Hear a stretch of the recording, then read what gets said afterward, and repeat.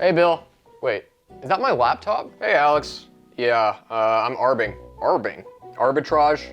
Buying crypto on one exchange and selling on another. Pocket about 1/3% on each swap. Doesn't seem like a lot. Doesn't seem like a lot. I'm just saying. Well, it isn't a lot, but I can arb with much more than I can on a normal trade, and I can do it multiple times per day. Arb. Arb. It's a funny word. What if the price changes while you're making the swap? What if the price changes while you're making the swap? Give me my laptop back. I'm out of here. Wait. Okay. A lot of times the price does change. So while I'm arbing, I buy options contracts that protect against volatility or changes in the price. Makes sense. You'll have to teach me sometime. Yeah, sure. Sometime. Can I borrow your iPad? Hi, I'm Brandon. Welcome to Trading Mindset. Today we'll be discussing how limits to arbitrage can create price differences across markets for the same cryptocurrency.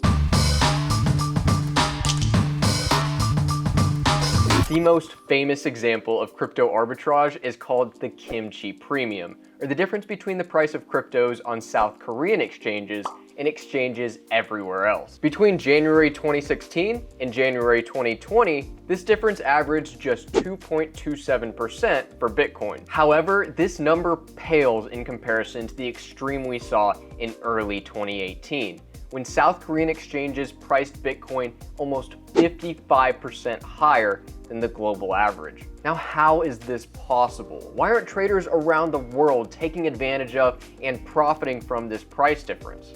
Well, they are, to a limited extent. The most apparent restriction comes from South Korea's own capital controls, or limits on transfers of currencies in and out of the country. This severely limits profit potential, especially when considering that capital controls are only the first hurdle. Arbitraging the kimchi premium requires access to a South Korean exchange account, which requires a South Korean phone number and a South Korean bank account. Additionally, Bitcoins brought into the country may be subject to additional tax as they're considered a commodity. Beyond legal restrictions, traders will also face what economists Nicholas Barbaras and Richard Thaler call the limits to arbitrage, which affect all arbitrage opportunities. Fundamental risk, or the fact that an asset can shift in price while the trade is in progress, may result in a reduction of profit or even the possibility of loss. This is why arbitrage traders will commonly hedge their trade with a similar asset or industry index. Implementation costs, or your trade fees and the difference you pay in the bid-ask spread,